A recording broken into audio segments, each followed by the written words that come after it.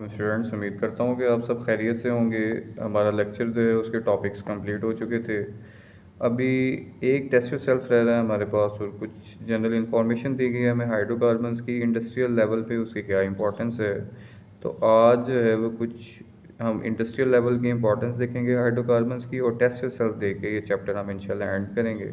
और नेक्स्ट जो है वो हम इंशाल्लाह अपनी एक्सरसाइज स्टार्ट करेंगे। तो आज का लेक्चर हम स्टार्ट करते हैं जी। तो बेटे पहला क्वेश्चन जो हमारे पास आ रहा है that is why the alkynes are called acetylenes. ठीक है, ये हमारा टेस्ट सेल्फ 12.4 है और इसका पहला क्वेश्चन है कि एल्काइंस को एसिटाइलिन्स क्यों बोला जा रहा है।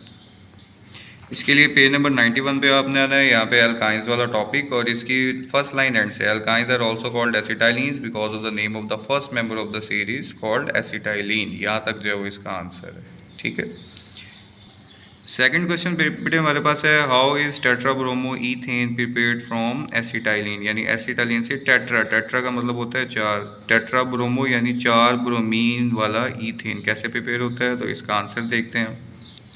पेज नंबर 93 पे बेटे आपने आ जाना है और यहाँ पे आपको टेट्राब्रोमो ईथेन दिया गया है। इसकी प्रेपरेशन के लिए पेज नंबर आपने 92 पे आना है और यहाँ पे आपको दिया गया है एडिशन ऑफ हैलोजन। तो आपने ये एडिशन ऑफ हैलोजन 92 से पेज नंबर 93 तक आपने एक्सप्लेन करना है। यहाँ तक ये पूरा टॉपिक आपने एडिशन ऑफ हैलोजन एक्सप्लेन करना है। नेक्स्ट क्वेश्चन है हमारे पास how can you prepare acetylene from tetrachloro ethane. Acetylene की प्रेपरेशन टेट्राक्लोरो ईथेन से। इसके लिए पेज नंबर 92 पे हमने आना है। ये हमें टेट्राक्लोरो ईथेन दिया गया और ये साथ में मीथाइन की प्रेपरेशन दी गई है। इसके लिए आपने पूरा टॉपिक एक्सप्लेन करना है डिहाइड्रोहैलोजिनेशन ऑफ विसिनल डायहैलाइड्स। तो ये यहाँ तक आपने एक्सप्लेन कर देना है पूरा टॉपिक। नेक्स्ट क्वेश्चन बेटे हमारे पास है what is the difference between glycol and glyoxal. इसकी जो है वो डिटेल्ड पिक्चर मैं आपको शेयर कर दूंगा इसकी टेस्ट सेल्स की, उसमें आपने मजीद आंसर देख लेना है। मैं आपको जनरली बता देता हूँ कि अगर हम ग्लाइकोल की बात करते हैं तो ग्लाइकोल में जो फंक्शनल ग्रुप होता है that is the alcoholic group, जबकि ग्लाइऑक्सल में जो फंक्शनल ग्रुप आपके पास आता है that is the functional group of aldehyde. तो इसमें एल्डिहाइड का फंक्शनल ग्रुप होता है, इसमें ग्लाइकोल का फंक्शनल ग्रुप होता है। तो सॉरी, अल्कोहल का फंक्शनल ग्रुप होता है ग्लाइकोल में और एल्डिहाइड का फंक्शनल ग्रुप होता है ग्लाइऑक्सल में। तो पहला डिफरेंस आ जाएगा। उसके बाद एक जो है वो आपने ग्लाइकोल का फार्मूला लिख देना है, दूसरी तरफ आपने ग्लाइऑक्सल का फार्मूला लिख देना है। तो ये दो डिफरेंसेस के आ जाएंगे। इसकी मैं आपको रेलिवेंट मटेरियल में पिक्चर शेयर कर दूँगा। उसके बाद पांचवा right the formula of oxalic acid. तो आप जो है वो इसे लास्ट पेज पे आएंगे, यहाँ पर ये वाला आपको ऑक्सैलिक एसिड का फार्मूला दिया गया है पेज नंबर 93 पे। तो यहाँ तक जो है वो आपका टेस्ट योरसेल्फ कंप्लीट हो जाएगा।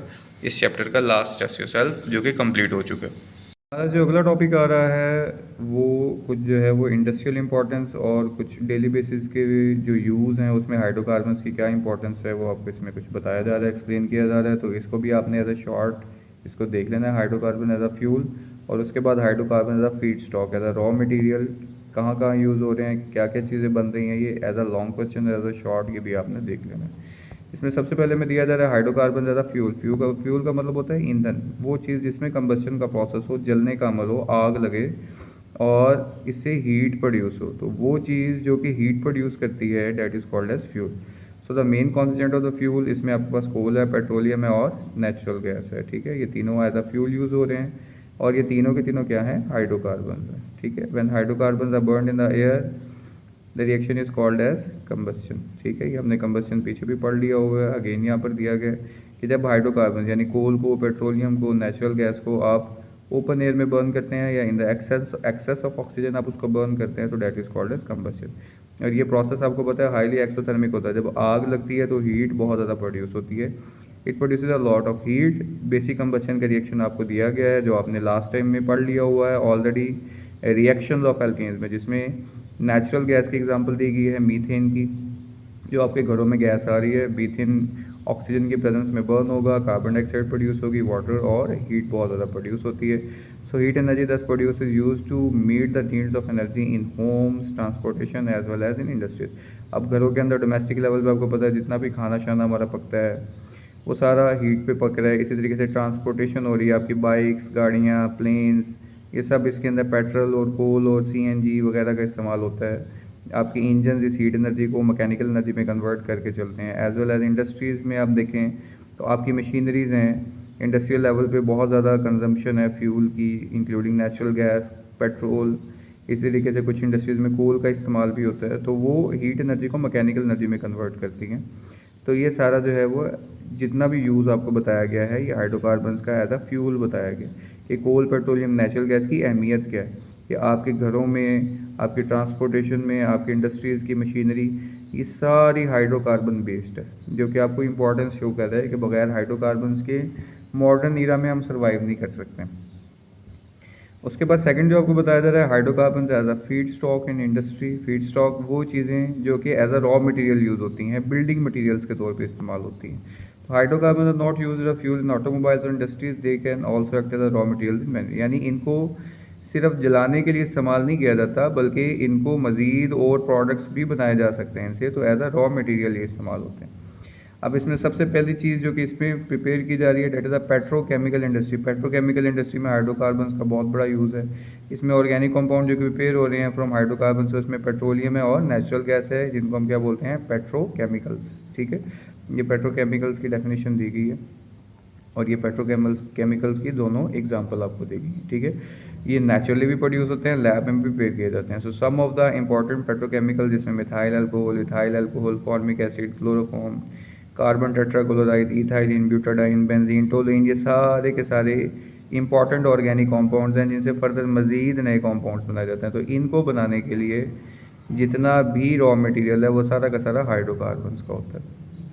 यूज़ बेटे आ गया हमारा हाइड्रोकार्बन्स का। प्लास्टिक इंडस्ट्री के अंदर बहुत ज़्यादा जो है वो रोल है। हाइड्रोकार्बन्स आर यूज है raw material for the preparation of large variety of synthetic polymers called as plastics. ठीक है, प्लास्टिक्स की आपको डेफिनेशन दी गई है कि प्लास्टिक्स क्या होते हैं। प्लास्टिक्स बेसिकली पॉलीमर्स होते हैं, लॉन्ग चेन। पॉलीमर्स का मतलब होता है लॉन्ग चेन्स ऑफ कार्बन्स। ठीक है, तो प्लास्टिक्स में लॉन्ग चेन्स ऑफ कार्बन्स होती हैं, लाइक पॉलीथीन, पॉलीएस्टर वगैरह। ठीक है, ये प्लास्टिक की जो है वो बहुत ज़्यादा वैरायटी प्रोड्यूस करते हैं। पॉलीएस्टर प्लास्टिक, आजकल फाइबर भी पॉलीएस्टर का बहुत ज़्यादा बन रहा है, पॉलीथीन वगैरह इस्तेमाल होते हैं। So these can be given any shape when soft and on hardening make a durable article to be use in the common life. ठीक है, तो वो कहते हैं कि ये इस किस्म के प्लास्टिक्स होते हैं जो कि आसानी से मेल्ट हो जाते हैं, बहुत ज़्यादा हीट रेजिस्टेंट नहीं होते हैं। आप इसको किसी भी शेप के अंदर कन्वर्ट कर सकते हैं, उसको मोल्ड कर सकते हैं। फॉर एग्जांपल क्रॉकरी आइटम्स की बात करें, जिसमें कप्स हैं, ग्लास हैं, जग हैं, प्लास्टिक हैं, स्पून्स हैं। ठीक है, तो ये सारे के सारे ये पॉलीएस्टर और पॉलीथीन के बने होते हैं। ऐसे फर्नीचर आइटम में चेयर्स हैं, टेबल्स हैं, स्टूल्स हैं, आप देखते हैं प्लास्टिक की चेयर्स होती हैं अक्सर। ठीक है, पॉलीएस्टर और पॉलीथीन की बनी होती हैं।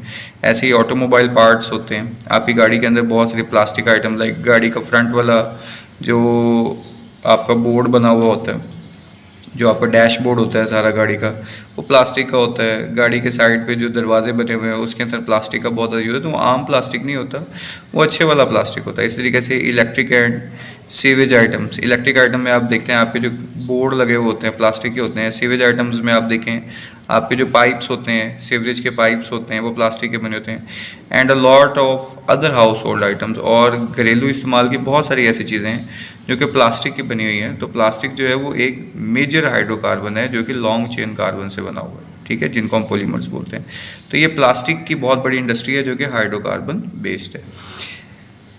नेक्स्ट बेटे हमारे पास आ गया रबर इंडस्ट्री। हाइड्रोकार्बन्स के बेस पर सारा चल रहा है, बहुत बड़ी इंडस्ट्री है रबर की भी। तो hydrocarbons are used to prepare synthetic rubber such as acetylene is used to prepare butadiene rubber used for making footwear, tyres and toys. ठीक है, इसमें एसिटाइलिन जो कि एक हाइड्रोकार्बन है। ठीक है, एसिटाइलिन आपको पता है कि अल्काइन है, पहला मेंबर अल्काइंस का। वो यूज़ होता है ब्यूटाडाइन रबर बनाने के लिए, जिससे आप फुटवेयर यानी जो आपके शूज़ के अंदर जो रबर लगा हुआ होता है, सोल जो होता है आपका जूती का सोल होता है, वो उसके अंदर जो है ये इस्तेमाल होता है, उसमें एसिटाइलिन का यूज़ है। टायर्स आपको पता है वो रबर के बने होते हैं, एसिटाइलिन से बने हैं। टॉयज़ आपके रबर के बने हुए होते हैं, एसिटाइलिन के होते हैं। Similarly a good quality rubber, जिसको हम क्या बोल रहे हैं, नियोप्रीन। ठीक है, ये अच्छी क्वालिटी का रबर होता है, that is prepared from chloroprene. ठीक है, क्लोरोप्रीन एसिटाइलिन से बनता है, तो वो नियोप्रीन बनाता है जो कि एक अच्छी क्वालिटी का रबर है। ये नियोप्रीन 1930s में सबसे पहले बनाया गया था, और ये अच्छी क्वालिटी का सबसे पहला जो है वो आपके पास प्रोडक्ट है नियोप्रीन का, जो कि वाटर प्रूफ होता है मोस्टली। ठीक है, आपके वाटर प्रूफ बैग्स होते हैं, वाटर प्रूफ जैकेट्स होती हैं, रेन कोट्स आपके होते हैं, तो वो नियोप्रीन के बने हुए होते हैं। वो आम प्लास्टिक नहीं होता, वो अच्छी क्वालिटी का प्लास्टिक होता है। सॉरी, आम प्लास्टिक नहीं, आम रबर की बात हो रही है कि नियोप्रीन जो है वो अच्छी क्वालिटी का रबर है। ठीक है, ज़्यादातर वाटर प्रूफिंग जो प्रोडक्ट्स होते हैं उनके अंदर ये इस्तेमाल होता है। नेक्स्ट बेटे सिंथेटिक फाइबर इंडस्ट्री हमारे पास आ गया है। जो आपका फाइबर होता है, जो कपड़ा होता है आपका, ठीक है, तो उसके अंदर कुछ जो है वो नेचुरल फाइबर्स होते हैं, जैसे कॉटन है, कपास से आपको मिलता है। तो कॉटन का कपड़ा जो है ये नेचुरल कॉटन नेचुरल फाइबर है, ठीक है। लेकिन कॉटन आपको पता है कि वो जल्दी फट भी जाता है, ख़राब भी जल्दी हो जाता है, वाटर रेजिस्टेंट भी नहीं होता, हीट रेजिस्टेंट भी नहीं होता। तो यहाँ पर जो है ना कुछ सिंथेटिक फाइबर प्रिपेयर किए गए हैं, लाइक नाइलॉन है, रेयॉन है, पॉलिएस्टर। आजकल आपको मार्केट में इसका बना हुआ कपड़ा बहुत ज़्यादा मिलेगा, और ये समर्स में स्पेशली बहुत ज़्यादा इस्तेमाल होता है, ये रेयॉन का, पॉलिएस्टर्स का। समर में काफ़ी ज़्यादा इसका यूज़ है, और आजकल आपको फोर सीज़न के नाम से भी जो है वो कपड़े देखने को मिलते हैं। तो इनके बने हुए कपड़े, नायलॉन, रेयॉन, पॉलिएस्टर्स, ये इनके बने हुए कपड़े, एक तो उनकी अपीयरेंस बहुत अच्छी होती है, दूसरा ड्यूरेबल होते हैं, ज़्यादा जल्दी ख़राब नहीं होते। अक्सर जो है ना वॉश करने से कॉटन का कपड़ा जल्दी ख़राब हो जाता है, पतला हो जाता है, बारीक हो जाता है नेचुरल फाइबर्स। सिंथेटिक फाइबर्स का बना हुआ कपड़ा, ये जितना मर्ज़ी आप धो लें ये ख़राब भी नहीं होगा, ड्यूरेबल होगा, जल्दी फटता नहीं है, कलर ज़्यादा जल्दी फेंट नहीं होता, हीट को भी अच्छा कंट्रोल कर लेते हैं। फोर सीज़न का मतलब है कि गर्मियों में भी आपको अच्छा जो है वो देंगे, और सर्दियों में भी अच्छी फील देते हैं, दोनों मौसमों में ये आपके चल जाते हैं। तो ये सिंथेटिक फाइबर्स बनाने में जो है हाइड्रोकार्बन का बहुत बड़ा रोल है। तो आपको बता रहे हैं hydrocarbon use to be synthetic fiber like nylon, rayon, polyesters. So these fibers have better qualities like greater strength. अब ये क्यों अच्छे हैं नेचुरल फाइबर से, कि इनकी स्ट्रेंथ अच्छी है, गुड इलास्टिसिटी, ठीक है, लचक अच्छी होती है इसके अंदर, कि अक्सर जो है ना वो बल आ जाते हैं कॉटन की बनी चीज़ों के ऊपर, इनके ऊपर बल भी बहुत कम आता है। Resistance to wear and tear, ठीक है, ये पहनावे में भी आपको जो है वो अच्छे लगते हैं और फटते भी नहीं है जल्दी। So cloth made up of synthetic fiber long lasting than that of the natural fibers, काफ़ी लंबा जो है वो काफ़ी लंबे अर्से तक चल सकते हैं। उसके बाद लास्ट हमारे पास बेटे इसका पॉइंट आ गया, that is the synthetic detergents. जो डिटर्जेंट्स, जो कपड़े धोने वाले सरफ होते हैं आपके, वो प्रिपेयर किए जा रहे हैं आर्टिफिशियली इंडस्ट्रियल लेवल पे बहुत ज़्यादा।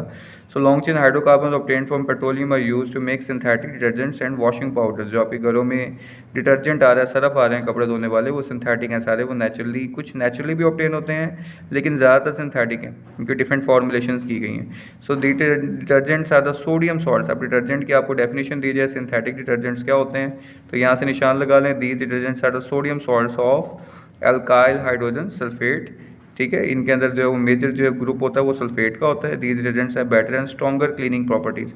अब डिटर्जेंट्स जो हैं वो बेहतर क्यों है सिंथेटिक डिटर्जेंट्स, कि इनकी क्लीनिंग प्रॉपर्टीज़ ज़्यादा होती हैं दैन डैट ऑफ सोप्स। आपको पता है पुराने ज़माने में साबुन का इस्तेमाल होता था, कपड़े धोने वाले साबुन होते थे, आज भी हैं, लेकिन जो सिंथेटिक डिटर्जेंट्स हैं उनकी क्वालिटी ज़्यादा अच्छी है, वो ज़्यादा अच्छी वॉशिंग करते हैं। और दूसरा इसका फ़ायदा क्या है कि हार्ड वाटर के अंदर भी इस्तेमाल हो जाते हैं। साबुन को अगर आप हार्ड वाटर में डालते हो तो वो उसके लिए वॉशेबल नहीं होता, हार्ड वाटर में साबुन वॉशिंग का पर्पज़ के लिए इस्तेमाल नहीं हो सकता। लेकिन अगर आप डिटर्जेंट डालोगे तो वो हार्ड वाटर को भी सॉफ्ट कर देता है, जो कि वॉशिंग पर्पज़ के लिए इस्तेमाल किया जा सकता है। तो ये बेटे आपको कुछ इंपॉर्टेंस बताई गई है, कुछ डोमेस्टिक लेवल पे, कुछ इंडस्ट्रियल लेवल पे, कुछ डेली बेसिस पे आपको हाइड्रोकार्बन्स का इतना डिटेल्ड जो है वो इंपॉर्टेंस बताई गई है कि हाइड्रोकार्बन्स इतने ज़्यादा इंपॉर्टेंट है। तो बेटे आपका चैप्टर जो है वो यहाँ पर एंड हो गया है, इसको बहुत अच्छे से रेडी कर लेना है। नेक्स्ट इंशाल्लाह जो है वो हम एक्सरसाइज स्टार्ट करेंगे इसकी।